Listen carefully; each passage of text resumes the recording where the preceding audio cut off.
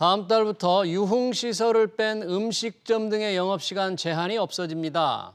사적 모임도 접종 여부와 관계없이 수도권 기준 10명, 비수도권 12명으로 늘어나죠.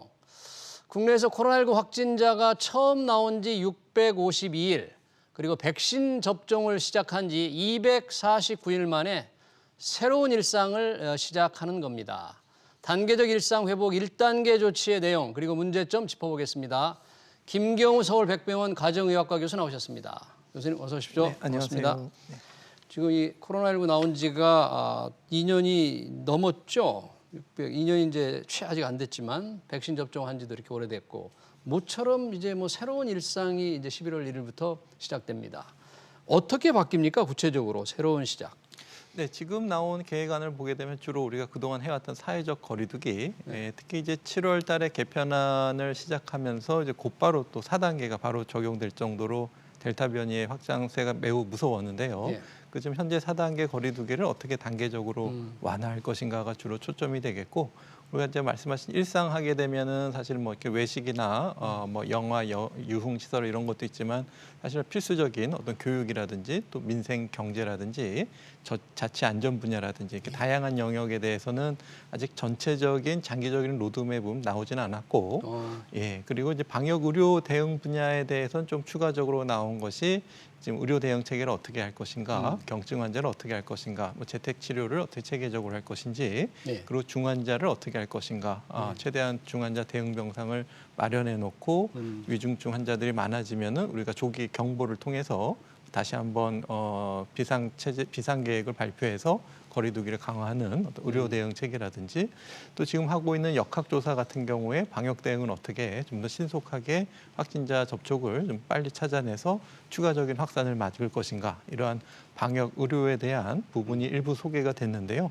아직 좀 더 세부적으로 다뤄야 될 내용도 많고 분야도 많고, 의료 대응만 하더라도 우리가 어떻게 안정적인 병상 수를 확보하고 병상수보다 더 중요한 의료 인력을 우리가 충분히 어떻게 대응 준비할 수 있을 것인가라는 앞으로 남은 숙제들이 이제 아직 많은 상태라고 할 수 있겠습니다. 네, 의료 대응 분야는 좀 더 많은 대책이 좀 필요할 것 같은데 우선은 이제 다음 11월 1일부터 식당, 카페 등의 이제 시간 제한이 없어지는 거잖아요. 그게 가장 큰 일생활에 느끼는 변화 같아요.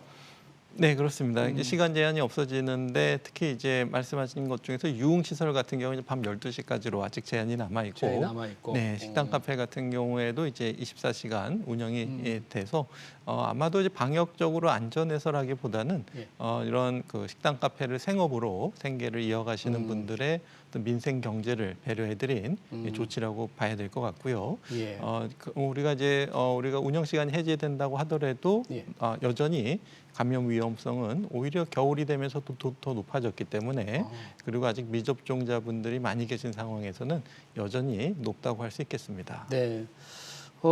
사적 모임 제한도 이제 수도권 10명, 비수도권 12명으로 좀 늘어나는데 식당, 카페의 경우에 미접종자는 그래도 4명까지만 이렇게 제한되는 건가요? 그런 제한들이 좀 있는 거죠? 어떻게 바뀌었습니까? 네, 그렇습니다. 식당, 카페를 이용하실 때는 이제 사적 모임인 경우에 10명, 그리고 비수도권은 12명까지 허용이 되는데 그중에서 미접종자는 4명까지만 허용이 되겠습니다. 그래서 지금 전 국민 접종 완료율이 70%가 넘는 상황에서 10분이 모이면 사실은 그중에 미접종자분들은 3분 이하긴 한데 오히려 조금 더 완화된 조건이라고 할 수 있겠고, 왜 더 1명이나 2명으로 조이지 않고 더 느슨하게 했을까를 거꾸로 생각해 봤을 때 아무래도 이제 아직 백신을 맞지 못하는 분들, 특히 소아청소년 같은 경우에도 이제 11세 이하는 백신 접종이 허가가 되고 있지 않고 소아청소년도 아직 백신 접종이 진행 중이기 때문에 특히 이제 소아청소년 자녀와 함께 가족이 뭐 식사를 한다 그럴 때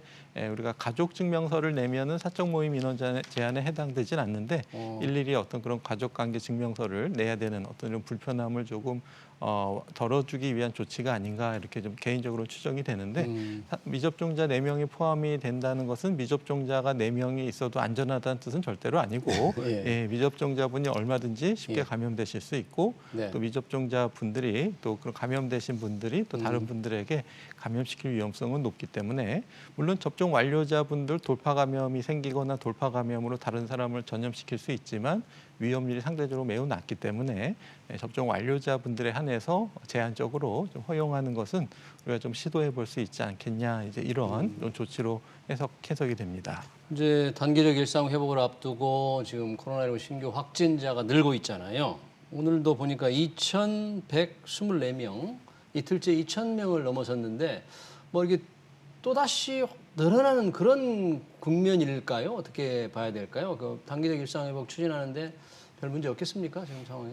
네, 일단 확진자는 다시 증가세가 아마 또 좀 이어질 것 같습니다. 아직 우리가 11월 1일 전인데도 불구하고 또 많은 분들이 좀 긴장이 좀 완화된 영향이 아닌가 이렇게 좀 추정이 되는데요. 예. 우리가 백신 접종 완료율이 70%라고 하더라도 지금 많이 알려진 것처럼 현재 델타 변이의 어떤 감염 재생산 지수가 5 이상이기 때문에 한 명이 5명에게 전파시킬 수가 있기 때문에 예. 우리가 70%가 예방 접종을 맞고 이제 우리가 예방 접종 효과가 90%라고 하더라도 실제로는 이제 우리 한 60%밖에 감염 예방 효과가 없기 때문에 감염 재생산 지수가 5인 델타 변이의 확산은 계속 늘어날 수밖에 없는데 그러니까 예방 접종에다 추가적으로 마스크 착용이라든지 또 대면 접촉을 최소화하고 거리 두기를 유지하면서 감염 재생산 지수를 1 이하로 낮출 수 있었던 부분인데 그것이 완화되면서 감염 재생산 지수가 다시 1 이상으로 증가하는 현상이 나타나고 있습니다. 그래서 네. 우리가 백신 접종 완료율이 빠르게 증가하지 않는 이상 방역 긴장도가 빠르게 완화됐을 때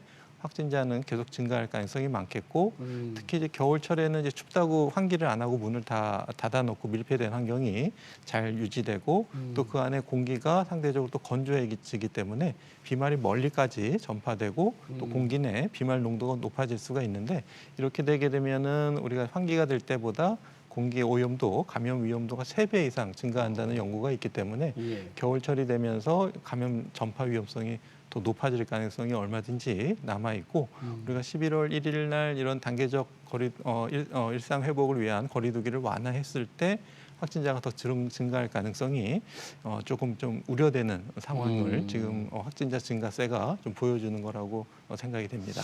그러니까 지금 교수님 말씀처럼 의협에서는 일상이 회복으로 전환되면 물론 뭐 최대 숫자 같은데 확진자가 2만 명까지 늘어날 수도 있다. 어떤 그런 나름의 어떤 예상한 공식이 있는 것 같은데 이런 걱정도 지금 있습니까? 2만 명 이상, 2만 명까지 늘어난다는? 네, 얼마든지 가능성이 있고요. 실제로 접종 완료율이 우리나라와 비슷한 70%인 다른 나라들의 사례를 봤을 때 거리두기를 완화했을 때 수만 명의 확진자가 나오고 있는 해외 사례라든지 또 우리가 수리적인 계산으로 봤을 때 우리가 일주일 단위로 20%씩 증가하게 되면은 이것이 우리가 한 서너 달만 되면은 10배 이상 증가할 수 있기 때문에 우리가 통제될 수 없는 확진자 증가세 그리고 이제 위드 코로나로 되면서 이 정도 2,000명, 3,000명 정도의 확진자 증가세를 좀 묵인하는 상황이 지속이 되게 되면은 얼마든지 2만 명 이상 나올 수가 있겠는데 물론 2만 명이 백신 완료자 중심으로 젊은 사람들 위주로 생기면서 위중증이나 사망 없이 감기처럼 2만 명이 앓고 지나간다면 그것이 우리가 바라는 위드 코로나겠지만은 아직도 1,000만 명 이상이 예방 접종을 하고 있지 않고 또 예방 접종 완료하셨던 고령의 어르신이라든가 맞아도 항체가 잘 안 생기는 면역 저하자분들 이런 분들이 아직 예방 접종을 추가적으로 부스터샷 접종을 아직 못하고 있고 또 소아청소년 같은 경우에도 대부분은 경증이지만 그중에 얼마든지 기저질환이 있는 어린 소아청소년도 있고 감염이 전파가 되면 또 학교 같은 경우도 이제 아무래도 원격 수업으로 전환되는 혼란이 생길 수가 있기 때문에 아직까지는 우리가 확진자 수 증가 자체도 중요하고 지금 겨울철을 맞아서 그리고 거리두기가 완화되면서 70%의 접종 완료율만으로는 충분히 방어하기는 아직은 좀 이르다 이렇게 봐야 될 것 같습니다. 네. 그러니까 지금 왜 단계적 일상 회복을 좀 먼저 간 싱가포르 해봐야 뭐 우리 서울만 하지 않습니까? 크기나 이런 게. 근데 5천 명씩 나온다 그러니까 우리나라도 아까 2만 명도 결코 그렇게 과장된 예상 같지는 않아요. 네, 그렇습니다. 그런 걱정에 좀 대비해야 될 것 같고요. 오늘 발표된 단계적 일상 회복 중에서 백신 패스. 야, 이 뭐 예를 들면 실내 스포츠장 같은 데는 백신 패스가 있어야만 들어간다는데 지금은 백신 패스 없어도 오히려 들어갈 수가 있잖아요. 좀 좋아지는데 왜 이런 까다로운 규제 때문에 불만이 더 많아지는 것 같아요? 네, 그렇습니다. 일반적으로 좀 완화되는 부분이 있는 반면에 이런 데는 오히려 더 까다롭게 적용되는 부분이 있는데 아마도 이제 실내의 어떤 스포츠 시설 같은 경우에는 그동안에 우리가 단계적인 완화를 하면서 이제 그동안에 많이 논의됐던 것처럼 러닝머신의 속도라든지 또 배경 음악의 어떤 RPM 속도라든지 이런 것까지 제한하면 BPM 속도까지 제한하면서 운동의 강도를 제한하고 이렇게 좀 까다로운 규정이 됐었는데 예. 그것이 없어지면서 대신 고강도 운동 같은 것들을 좀 허용하는 대신에 백신을 맞은 분들 위주로 허용이 출입된다고 봐야 될 것 같고요. 예. 아무래도 그런 실내 체육시설을 이용하실 수 있는 분들은 대부분 좀 기저질환이 상대적으로 적고 젊고 또 백신 접종을 맞아도 큰 문제가 없는 그런 계층들이 많기 때문에 어떤 의학적인 사유로 인해서 어쩔 수 없이 못 맞는 분들도 일부 계실 수 그렇죠. 있겠지만 그 실내 체육시설은 또 좀 어느 정도 좀 건강한 분들에게는 좀 백신 접종을 적극적으로 맞는 것을 좀 권고한다는 의미도 있을 것 같고요. 예. 또 이것이 계속 지속되는 것보다는 좀 겨울철이 끝나고 또 감염 위험도 좀 낮아지고 또 환기가 되고 이렇게 되면은 백신 패스제 같은 경우에는 한시적인 운영이 또 종료될 가능성도 있기 때문에 지금은 아무래도 감염 위험도가 높은 상황에서는 미접종자를 보호하는 의미도 있고 네. 또 미접종자가 감염돼서 이용하셨을 때 또 다른 사람을 감염시키는 위험을 줄이는 의미에서 백신 패스제는 지금 한시적으로 좀 필요한 시점이라고 할 수 있겠습니다. 백신 패스제가 필요하다. 이제 다음 달부터 왜 또 이 면역 효과를 높이기 위해서 추가 접종 부스터샷이 좀 확대가 되는 거잖아요. 누가 이제 부스터샷을 맞게 되는 것으로 이 확정이 됐습니까? 네, 기존에는 아무래도 고령의 어르신, 60세 이상의 어르신, 그리고 기저질환이 있고 또 일단 맞고 나서 좀 항체가 좀 떨어지시는 분들, 그리고 의료진 이렇게 좀 우선적으로 추가 접종, 부스터샷 접종을 했는데 말씀하신 것처럼 이제 11월부터는 좀 더 확대해서 연령도 50대 이상으로 더 낮췄고 또 50대 이하라고 하더라도 기저질환이 있는 분들은 추가 3차 접종을 하실 수가 있겠고요.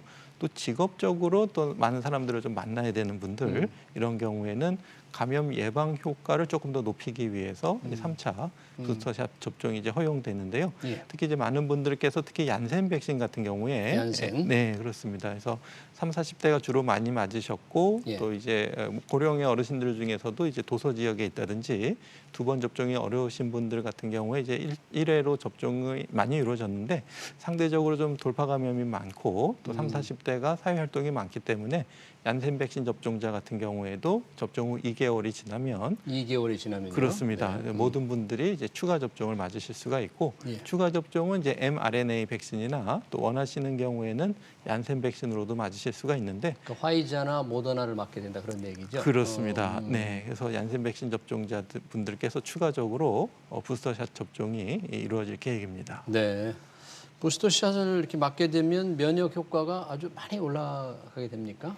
그럼? 네, 그렇습니다. 그 한 300명 정도 많은 인원은 아니지만은 추가 접종을 했을 때 특히 얀센 백신 접종자 같은 경우에는 중화 항체가로 봤을 때 항체가 뭐 70배 이상 또 파이자를 맞았을 때 30배 이상 이렇게 올라간다고 알려져 있는데 뭐 이건 좀 소수이긴 하고 또 실제로 이런 항체가 올라가는 것이 실제로 감염 예방 효과로 어느 정도 이어질지는 조금 추가적인 연구가 필요하지만 우리가 일반적으로 중화 항체가가 올라가게 되면은 그만큼 감염 예방 효과 자체도 올라가야 된다고 봐야 될 것 같고요. 네. 그럼 모더나가 더 좋은 거 아니냐 이렇게 생각하실 수 있지만 실험에서는 이제 모더나 표준 용량을 사용했고 이제 우리가 이제 부스터샷 접종으로 맞게 되시는 것은 절반 정도만 맞기 때문에 파이자를 맞으시든 모더나를 맞으시든 큰 차이는 없을 것으로 생각이 됩니다.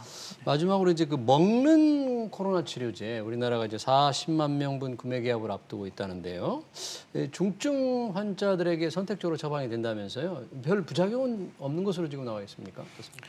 네, 지금 일단 임상 시험에서는 큰 부작용은 없는데 임상 시험할 때 워낙 좀 건강하고 기저질환이 없는 시험자만 참가를 했고 또 소수기 때문에 더 많은 양을 투여했을 때 얼마든지 추가적인 부작용 사례가 나올 가능성은 있겠습니다. 그리고 지금 먹는 치료제 같은 경우에도 주로 이제 아주 중증으로 이미 진행되신 분들, 장기가 망가지신 분들은 사실은 효과가 없고 중증으로 갈 위험성이 높으신 분들에게 확진되거나 걸리시고 나서 5일 이내에 조기에 투여를 해야지 우리가 중증으로 가는 것을 예방해 주는 효과가 있을 수가 있기 때문에 이미 좀 많이 날짜가 지나고 또 위중증이 되신 분들은 효과가 좀 떨어질 수가 있고 5일 이내에 해야 된다. 그렇습니다. 네. 예, 조기에 투약하는 것이 중요하고 그리고 네. 또 효과가 100%냐 이건 아니고 한 50% 정도 효과이기 때문에 네. 위중증으로 예방해 줄 수 있는 제일 효과가 좋은 현재 치료 전략은 예방 접종이 거의 95% 이상 위중증으로 가는 것을 예방해 주기 때문에 일단 적극적으로 예방 접종을 하시고 그래도 혹시 코로나19에 감염돼서 위중증을 갈 수 있는 고위험군, 기저질환이 있고 고령의 어르신분들 이런 분들에 대해서 이제 선택적으로 제한적으로 처방이 될 것 같은데 네. 기존에 쓰고 있는 항바이러스제는 이제 주사로 쓰고 있는데 아마도 가격도 좀 상대적으로 저렴하기 때문에 네. 좀 많은 이점은 있을 것 같습니다. 네, 잘 알겠습니다. 시간 관계상 여기서 마치겠습니다. 단계적 일상 회복의 내용과 대책 짚어봤습니다. 지금까지 김경우 서울백병원 가정의학과 교수였습니다. 고맙습니다. 네, 감사합니다.